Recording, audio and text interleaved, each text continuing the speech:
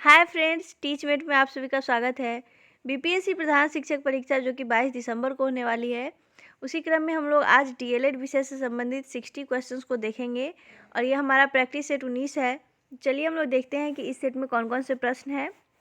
हमारा पहला प्रश्न है कि सतत और व्यापक मूल्यांकन मुख्य रूप से डैश पर बल देता है। आपके ऑप्शन है ऑप्शन ए, बच्चे के सुधार के लिए लगातार परीक्षण करने। ऑप्शन बी, बच्चे के व्यवहार का सतत अवलोकन करने। ऑप्शन सी, मस्तिष्क, हृदय और हाथ की शिक्षा पर। ऑप्शन डी, कमजोर अयोग्य विद्यार्थियों को उच्च स्तर यानी कि अगली कक्षा में प्रोन्नत करने से। इसका सही जवाब है ऑप्शन बी, यानी कि जो सतत और व्यापक मूल्यांकन है उसमें बच्चों के समग्र व्यवहार का सतत अवलोकन किया जाता है कि बच्चे का सामाजिक विकास कैसा है, नैतिक विकास कितना है, उसका संवेगात्मक विकास हो रहा है कि नहीं हो रहा है, यानी कि उसका जो टोटल बच्चे का जो समग्र विकास होता है उसका अवलोकन किया जाता है सतत और व्यापक मूल्यांकन में। इसलिए हमारा सही जवाब है ऑप्शन बी। हमारा नेक्स्ट प्रश्न है कि सामाजिक विज्ञान के बच्चों को डैश के साथ लैस करना चाहिए। आपके ऑप्शन से ऑप्शन ए, जेंडर के बारे में सामाजिक नियमों का पालन करने की योग्यता। ऑप्शन बी, सामाजिक दबावों को झेलने की योग्यता। ऑप्शन सी, स्वतंत्र रूप से चिंतन करने की योग्यता। या फिर ऑप्शन डी, सामाजिक व्यवहारों का बचाव करने की योग्यता। इसका सही जवाब है ऑप्शन सी, सामाजिक विज्ञान के बच्चों को स्वतंत्र रूप से चिंतन करने की योग्यता होनी चाहिए। हमारा जवाब जाएगा ऑप्शन सी। नेक्स्ट प्रश्न है कि निम्नलिखित में से कौन सा केंद्रीय माध्यमिक शिक्षा बोर्ड के फॉर्मेटिव मूल्यांकन के लिए सुझाव नहीं है। आपके ऑप्शन है ऑप्शन ए, स्रोत आधारित विश्लेषण। ऑप्शन बी, मॉडल और चार्ट। ऑप्शन सी, अधिक आवृत्ति से परीक्षण करना। या फिर ऑप्शन डी, प्राथमिक पाठ्य सामग्री के लिए प्रमाणिक स्रोतों का उपयोग। इसका सही जवाब है ऑप्शन सी, अधिक आवृत्ति से परीक्षण करना फॉर्मेटिव मूल्यांकन के लिए सुझाव नहीं है, बल्कि ए, बी और डी जो है वो बिल्कुल सही जवाब है। हमारा नेक्स्ट प्रश्न है कि जीवन की उत्पत्ति यानी कि विकास के शिक्षण हेतु अध्यापक को अवश्य भ्रमण करना चाहिए। कहाँ पे? प्राकृतिक इतिहास संग्रहालय, पुरातात्विक संग्रहालय, चिड़ियाघर या फिर जीव संरक्षण उद्यान यानी कि पशु अभयारण्य। इसका सही जवाब है ऑप्शन ए, जीवन की उत्पत्ति के शिक्षण हेतु अध्यापक को बच्चों को प्राकृतिक इतिहास संग्रहालय में ले जाना चाहिए। वहाँ पे इससे संबंधित बहुत सारे चीज़ मिल जाएंगे बच्चों को दिखा के समझाने के लिए। इसका सही जवाब हो जाएगा ऑप्शन ए। नेक्स्ट प्रश्न है कि सामाजिक विज्ञानों में सर्पिल पाठचर्या का निम्नलिखित में से कौन सा लाभ है। आपके ऑप्शन है ऑप्शन ए, गहन समझ के साथ और एक लंबी समय अवधि के लिए संकल्पनाओं का संधारण। ऑप्शन बी, सभी विषयों में संकल्पनाओं का अनुप्रयोग करना। ऑप्शन सी, अंतर वस्तु यानी कि थीम आधारित सीखने को विकसित करने वाले अवसरों को बढ़ाना। या फिर ऑप्शन डी, संकल्पनाओं को अधिक उद्देश्यपूर्ण और प्रासंगिक बनाना। इसका सही जवाब है ऑप्शन ए, गहन समझ के साथ और एक लंबी समय अवधि के लिए संकल्पनाओं का संधारण के लिए सामाजिक विज्ञान में सर्पिल पाठचर्या होती है। हमारा नेक्स्ट प्रश्न है कि बाल केंद्रित शिक्षा का समर्थन निम्नलिखित में से किस विचारक द्वारा किया गया था। आपके ऑप्शन है option A, BF Skinner. Option B, John Dewey. Option C, Erik Erikson. या फिर ऑप्शन डी, चार्ल्स डार्विन। इसका सही जवाब है ऑप्शन बी, बाल केंद्रित शिक्षा का समर्थन जॉन ड्यूबी द्वारा किया गया था। और बाल केंद्रित शिक्षा में केंद्रीय स्थान बालक को दिया जाता है, यानी कि इसमें बालक की शारीरिक और मानसिक योग्यता के आधार पर उसकी शिक्षा व्यवस्था की जाती है। हमारा नेक्स्ट प्रश्न है कि एकल अभिभावक वाले बच्चे को पढ़ाते समय शिक्षक को इस प्रकार के बच्चे के साथ भिन्न प्रकार से व्यवहार करना चाहिए। ऐसे बच्चे को कम गृह कार्य देना चाहिए, स्थिर और एक रूप वातावरण उपलब्ध कराना चाहिए। या फिर ऑप्शन डी, इस तथ्य को अनदेखा करना चाहिए और ऐसे बच्चों के साथ अन्य बच्चों के समान व्यवहार करना चाहिए। इसका सही जवाब हो जाएगा ऑप्शन डी, यानी कि एकल अभिभावक वाले बच्चों को अन्य बच्चों के साथ ही समान व्यवहार करना चाहिए और उन्हें इस हिसाब से नहीं देखना चाहिए कि उनके माता या पिता में से कोई एक ही हैं। तो ऐसे बच्चों को और ज़्यादा अंदर से हीन भावना उत्पन्न हो जाती है, उनको पढ़ने में मन नहीं लगता। उनको लगता है कि टीचर हमेशा इस बात को फोकस करते हैं कि मेरे मम्मी या पापा नहीं है। तो किसी भी शिक्षक को ऐसा नहीं करना चाहिए, उसके साथ अन्य बच्चों के साथ ही समान व्यवहार करना चाहिए। नेक्स्ट प्रश्न है कि प्रतिभाशाली बच्चों के संदर्भ में संवर्धन का क्या अर्थ है। आपके ऑप्शन है ऑप्शन ए, शैक्षणिक गतिविधियों के संपादन में संवर्धन करना। सह शैक्षणिक गतिविधियों के संपादन के गति को बढ़ाना, ऐसे विद्यार्थियों को वर्तमान स्तर या ग्रेड को छोड़कर अगले उच्च स्तर या ग्रेड में प्रोन्नत करना, या फिर ऑप्शन डी आकलन की प्रक्रिया का संवर्धन करना। इसका सही जवाब हो जाएगा ऑप्शन सी, यानी कि प्रतिभाशाली बच्चे जो होते हैं उनका आईक्यू लेवल अन्य बच्चों की अपेक्षा, यानी कि सामान्य बच्चों की अपेक्षा ज़्यादा होता है। और टर्मन के हिसाब से जो जिस बच्चे का आईक्यू लेवल 140 से ज़्यादा होता है वो बच्चे प्रतिभाशाली कहलाते हैं। और ऐसे बच्चों के संदर्भ में संवर्धन का अर्थ होता है कि उन्हें वर्तमान स्तर को छोड़कर अगले स्तर यानी कि नेक्स्ट क्लास में प्रोन्नत करना है, यानी कि इसका सही जवाब हो जाएगा ऑप्शन सी। हमारा नेक्स्ट प्रश्न है कि प्रतिभाशाली विद्यार्थियों के लिए इन निम्न में से कौन सी गतिविधि सर्वाधिक उपयुक्त है। आपके ऑप्शन है ऑप्शन ए, पाँच पाठों के अंत में दिए गए अभ्यासों को एक बार में हल करना। ऑप्शन बी, शिक्षक दिवस पर कक्षा को पढ़ाना। ऑप्शन सी, अभी हाल ही में हुए स्कूल मैच का प्रतिवेदन लिखना। या फिर ऑप्शन दी गई संकल्पनाओं के आधार पर मौलिक नाटक लिखना। इसका सही जवाब हो जाएगा ऑप्शन डी। प्रतिभाशाली बच्चे जो होते हैं उनमें उच्च मानसिक योग्यता पाई जाती है और ऐसे विद्यार्थी बड़े तीव्र गति से सीखते हैं। इसलिए ऐसे विद्यार्थियों को संकल्पनाओं के आधार पर मौलिक नाटक निखारने जैसे कार्य दे सकते हैं, यानी कि उनको एक ही चीज़ का बहुत सारा वेराइटी प्रस्तुत करना या अलग अलग खोज करना, ये सब उनको बहुत ज़्यादा अच्छा लगता है और वो उसको करना पसंद करते हैं। यानी कि कोई ऐसा चीज़ जिसमें उनको बहुत सारा दिमाग लगाने की आवश्यकता हो, जिसको वो अलग ढंग से सोच पाए, इसके लिए हम लोग उसको ऑप्शन डी यानी कि संकल्पनाओं के आधार पर मौलिक नाटक लिखने के लिए गतिविधि दे सकते हैं और यह सर्वाधिक अच्छी गतिविधि मानी जाएगी। इसलिए इसका सही जवाब हो गया ऑप्शन डी। नेक्स्ट प्रश्न है कि शारीरिक गतिक बुद्धि रखने वाले बच्चे की अंतिम अवस्था निम्नलिखित में से कौन सी हो सकती है। आपके ऑप्शन है ऑप्शन ए वाचक, ऑप्शन बी राजनीतिक नेता, ऑप्शन सी शल्य चिकित्सक या फिर ऑप्शन डी कवि। तो शारीरिक गतिक बुद्धि रखने वाले बच्चों जो है वो शल्य चिकित्सक बन सकते हैं, यानी कि ऑप्शन सी इसका सही जवाब हो जाएगा। नेक्स्ट प्रश्न है कि प्रतिभाशाली बच्चे, ऑप्शन ए सामान्यतः शारीरिक रूप से कमजोर होते हैं और सामाजिक अंतःक्रिया में अच्छे नहीं होते। ऑप्शन बी सामान्यतः अपने शिक्षकों को पसंद नहीं करते। ऑप्शन सी बिना किसी की सहायता से अपने सामर्थ्य का पूर्ण विकास करते हैं। या फिर ऑप्शन डी मानव के लिए महत्वपूर्ण किसी भी क्षेत्र में अस्वभावतः अच्छा निष्पादन करते हैं। इसका सही जवाब हो जाएगा ऑप्शन डी।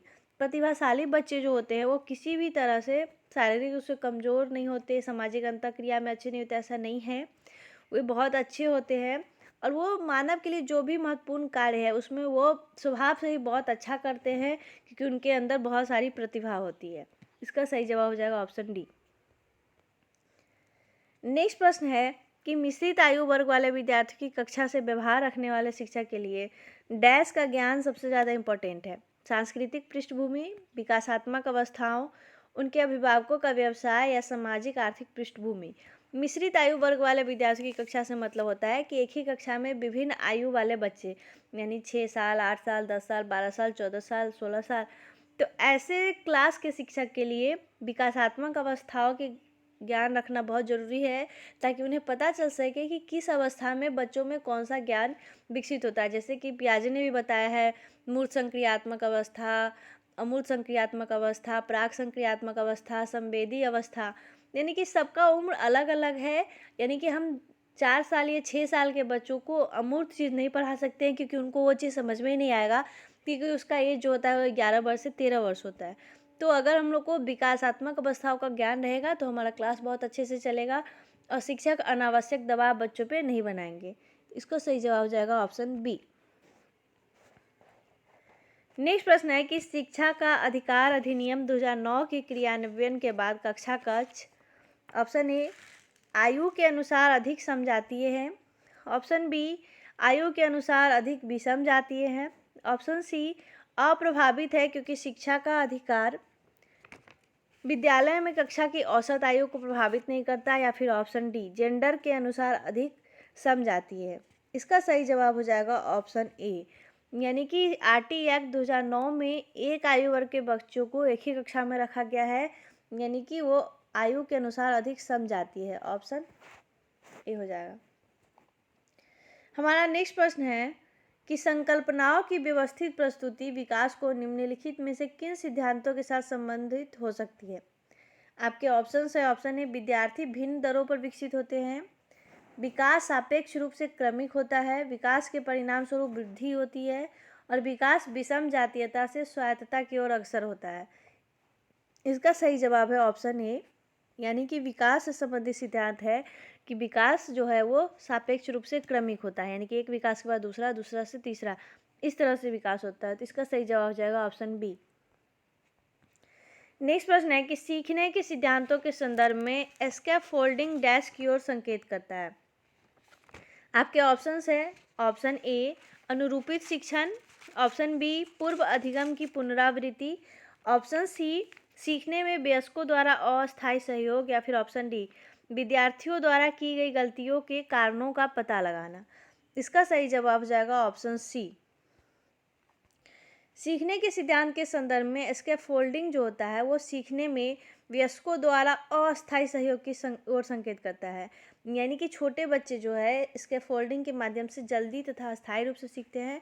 स्कैफोल्डिंग को हम हिंदी में सहारा देना भी कह सकते हैं, यानी कि अगर छोटे बच्चे हैं उन्हें वयस्कों द्वारा, बड़ों द्वारा हल्का सा सहारा दिया जाता है तो वो अपने ज्ञान और संकल्पना को बहुत अच्छी तरह से सीख लेते हैं और वो उनको अस्थायी हो जाता है।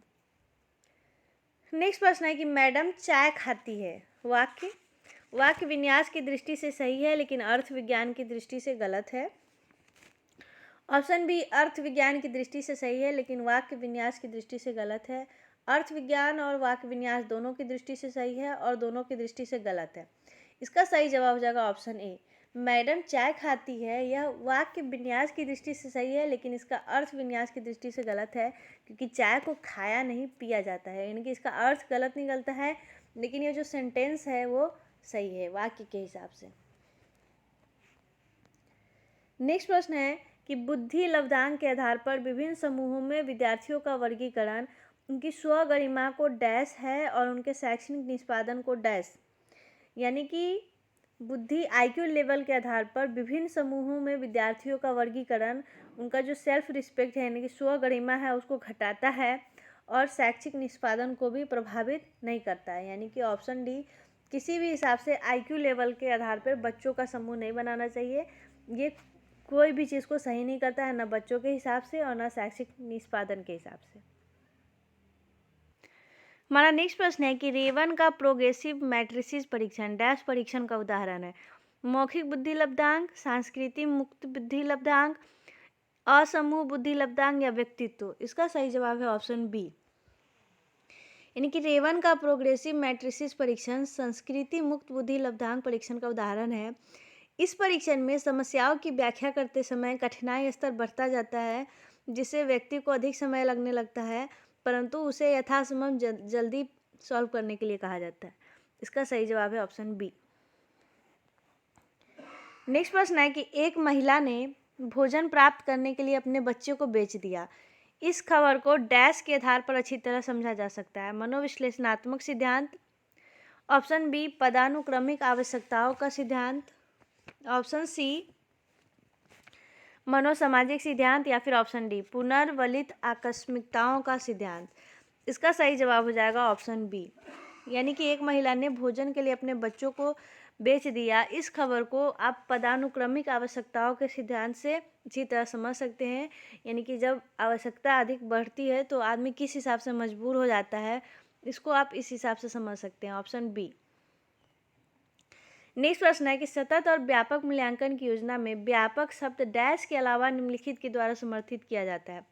बहुबुद्धि सिद्धांत, सूचना प्रक्रमण सिद्धांत, जेपी गिलफोर्ड का बुद्धि संरचना का सिद्धांत, या फिर ऑप्शन डी एल थर्स्टन का प्राथमिक मानसिक योग्यताओं का सिद्धांत। इसका सही जवाब है ऑप्शन सी, यानी कि जेपी गिलफोर्ड के बुद्धि संरचना के सिद्धांत के अलावा और सभी को व्यापक शब्द समर्पित करता है। और व्यापक शब्द जो है बहुबुद्धि सिद्धांत, सूचना प्रक्रमण सिद्धांत तथा एल थर्स्टन के प्राथमिक मानसिक योग्यताओं के सिद्धांत के द्वारा समर्थित किया जाता है।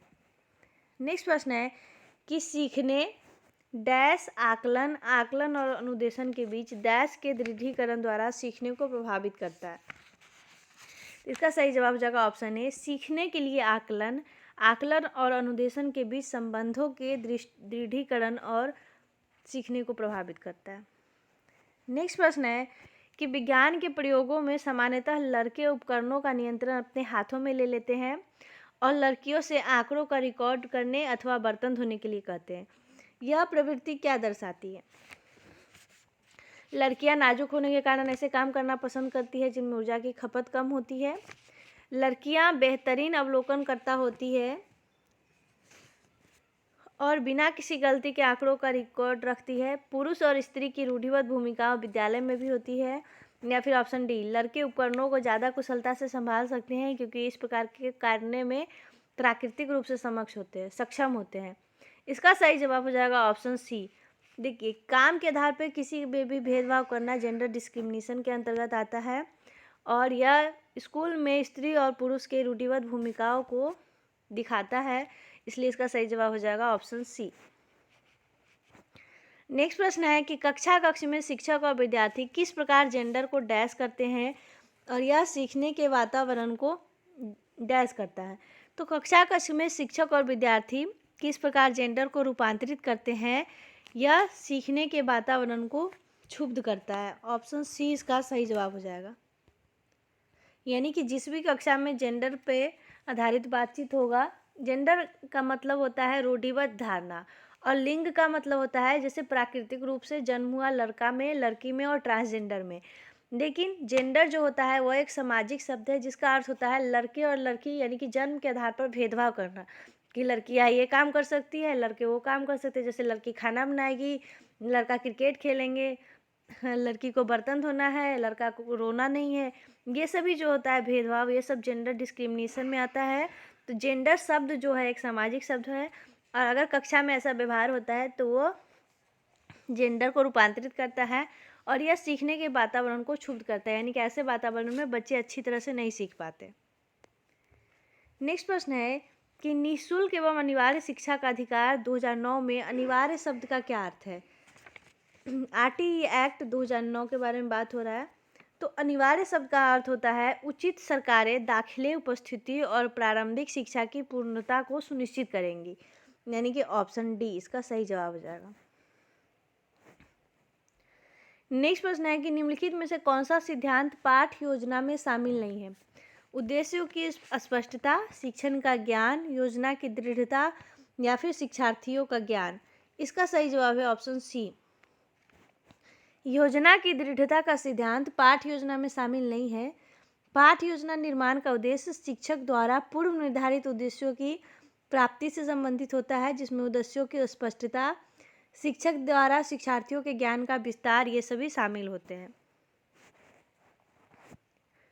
नेक्स्ट प्रश्न है कि अधिगमकर्ता का स्वनियमन का क्या अर्थ होता है? आपके ऑप्शंस है ऑप्शन ए स्व अनुशासन और नियंत्रण, ऑप्शन बी अपने सीखने का स्वयं अनुवीक्षण करने की योग्यता। इसका सही जवाब यही हो जाएगा ऑप्शन बी। स्वनियमन का होता है कि हमने जो सीखा उसका खुद ही अनुवीक्षण करना। यदि कोई अधिगमकर्ता किसी अनुक्रिया को स्वयं करता है और जल्दी सीख लेता है तो वो सीखी गई अनुक्रिया का स्वयं अनुवीक्षण करता है, तो इस स्थिति को हम लोग स्वनियमन कहते हैं। जॉन ड्यूबी द्वारा समर्थित लैब विद्यालय के उदाहरण है फैक्ट्री विद्यालय, प्रगतिशील विद्यालय, पब्लिक विद्यालय या फिर सामान्य विद्यालय। तो इसका जवाब आप लोगों को पता होगा ऑप्शन बी, प्रगतिशील विद्यालय जो है वो लैब विद्यालय के उदाहरण है और प्रगतिशील विद्यालय का एकमात्र उद्देश्य बालक की शक्तियों का विकास करना है और इस उद्देश्य की प्राप्ति व्यक्तिगत विभिन्नता के अनुरूप विभिन्न शैक्षणिक प्रक्रियाओं को अपनाकर की जाती है, जिसमें लैब विद्यालय की संकल्पना भी शामिल है। नेक्स्ट प्रश्न है कि सीबीएसई द्वारा प्रस्तावित समूह परियोजना गतिविधि का एक सशक्त साधन है, कौन सा? इसका सही जवाब जाएगा ऑप्शन ए, सामाजिक भागीदारिता को सुगम बनाने का एक सशक्त माध्यम है समूह परियोजना। नेक्स्ट प्रश्न है कि आंतरिक रूप से अभिप्रेरित विद्यार्थी क्या होते हैं? तो आंतरिक रूप से अभिप्रेरित विद्यार्थी के लिए बाह्य पुरस्कार उसकी अभिप्रेरणा को बनाए रखने के लिए पर्याप्त नहीं है, यानी कि वो पुरस्कार के द्वारा मोटिवेटेड नहीं होता है, वो अपने अंदर से यानी कि इनर मोटिवेटेड होता है, उसको स्वयं करने की ललक होती है, इच्छा होती है। इसका सही जवाब हो जाएगा ऑप्शन बी। हमारा नेक्स्ट प्रश्न है कि उपलब्धि प्रेरणा क्या है? चुनौतीपूर्ण कार्य करने में डटे रहने की प्रवृत्ति, असफलता से बचने की प्रवृत्ति, सफलता और असफलता को समान रूप से स्वीकारने की तत्परता, या फिर बिना विचारे जल्दबाजी में कार्य करने की प्रवृत्ति। इसका सही जवाब है ऑप्शन ए।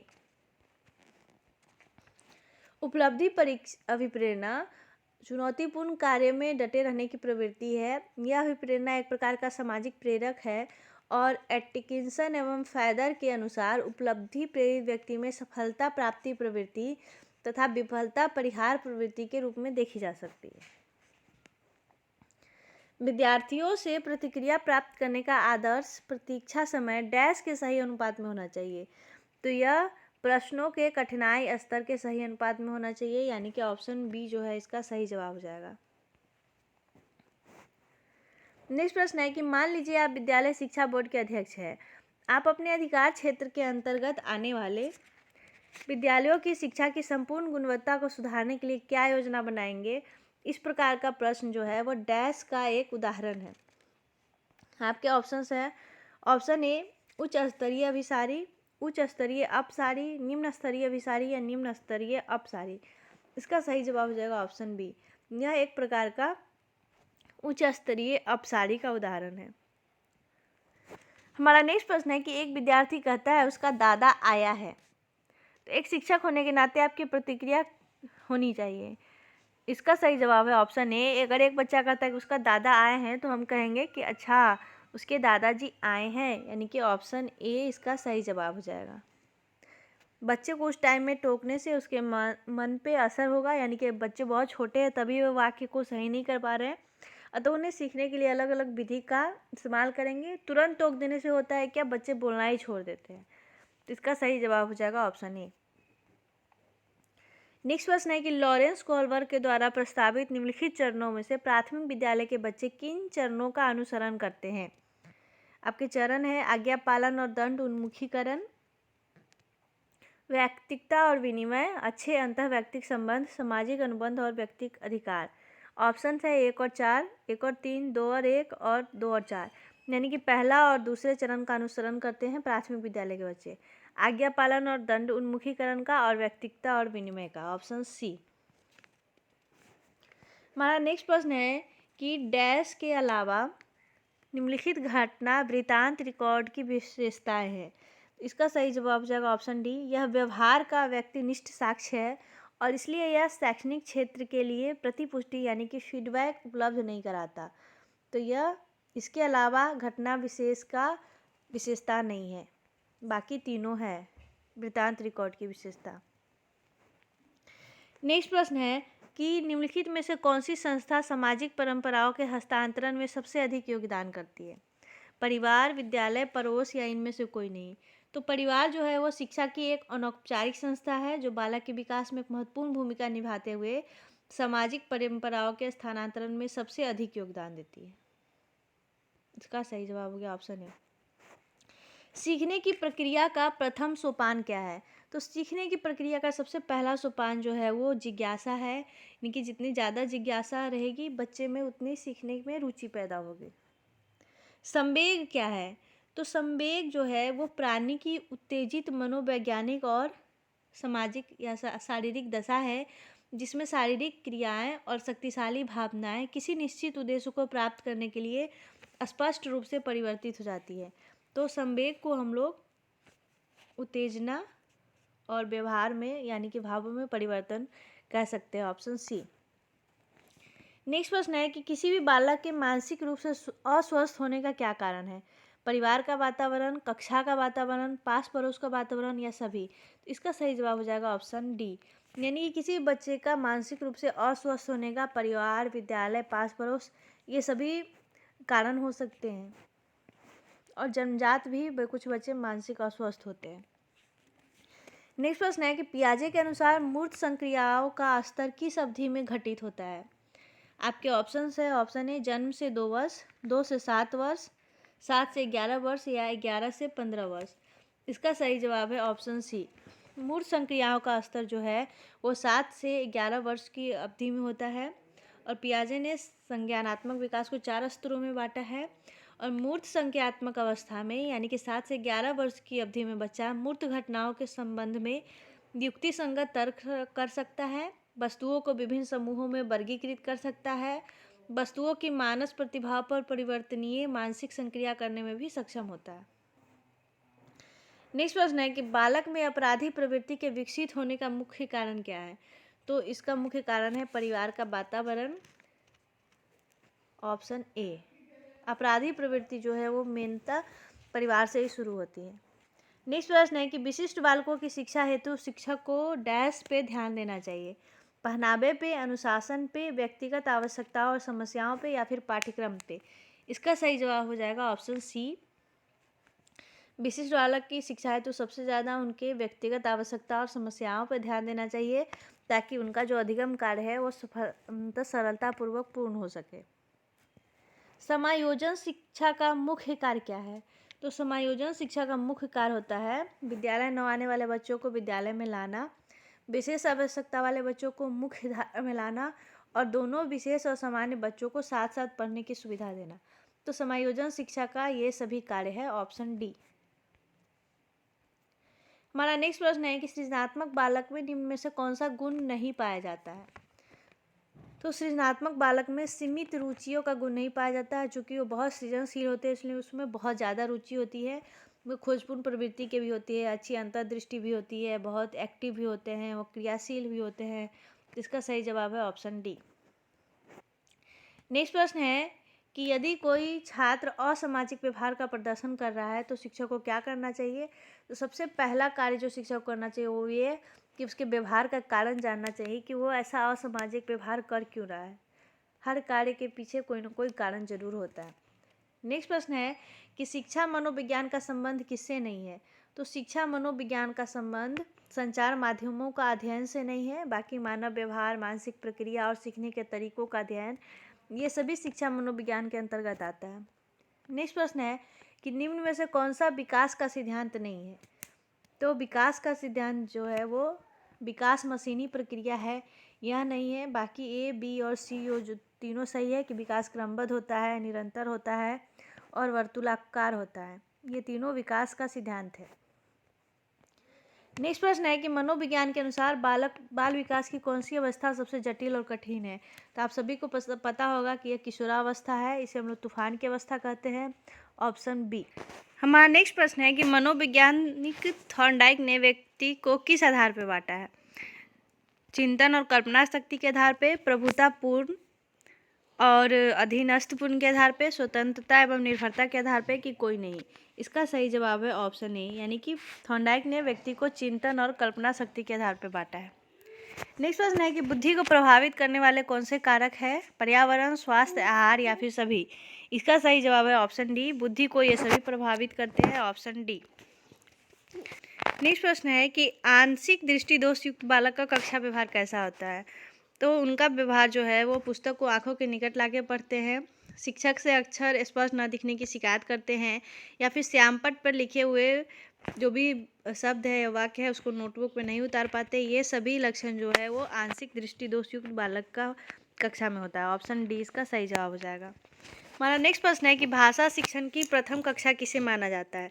पूर्व प्राथमिक कक्षा को, प्ले विद्यालय को, घर को या फिर सभी को? इसका सही जवाब है ऑप्शन सी, यानी कि घर को भाषा शिक्षण की प्रथम कक्षा माना जाता है, क्योंकि भाषा जो है वो बच्चे घर में ही सीखते हैं। प्रयास और त्रुटि में सबसे महत्वपूर्ण क्या है? तो प्रयास और त्रुटि में सबसे महत्वपूर्ण होता है लक्ष्य, ऑप्शन सी। लक्ष्य के आधार पर ही प्रयास और त्रुटि किया जाता है। नेक्स्ट प्रश्न है कि शिक्षक को गृह कार्य की जांच करनी चाहिए, नियमित, कभी कभी, कभी नहीं, जब छात्र कहे। तो गृह कार्य की जो जांच है वो शिक्षक को नियमित रूप से करनी चाहिए, तभी गृह कार्य देने का उद्देश्य पूरा होगा। नेक्स्ट प्रश्न है कि बुरी आदतों को कैसे सुधारा जा सकता है? डांट डपट कर, दोषारोपण द्वारा, अनुबंधन द्वारा या फिर सभी? तो इसका सही जवाब है ऑप्शन सी, बुरी आदतों को अनुबंधन के द्वारा ही सुधारा जा सकता है और किसी भी तरीके से यानी कि डांट डपट कर हम बच्चों के बुरी आदतों को नहीं सुधार सकते हैं। नेक्स्ट प्रश्न है कि कम गति से सीखने वाले बच्चों की मुख्य विशेषता क्या होती है? तो कम गति से सीखने वाले बच्चे जो है किसी न किसी प्रकार की अक्षमता होती है जो उनके ज्ञान अर्जन और शैक्षिक उपलब्धि को प्रभावित करती है। ऑप्शन ए जो है उसका सही जवाब हो जाएगा। नेक्स्ट प्रश्न है कि दृष्टि दोष से युक्त बच्चों को आकृतियों का ज्ञान देना चाहिए। कैसे? मौखिक व्याख्यान द्वारा, त्रिआयामी आकृतियों के स्पर्श द्वारा, क्षेत्र भ्रमण द्वारा या कोई नहीं।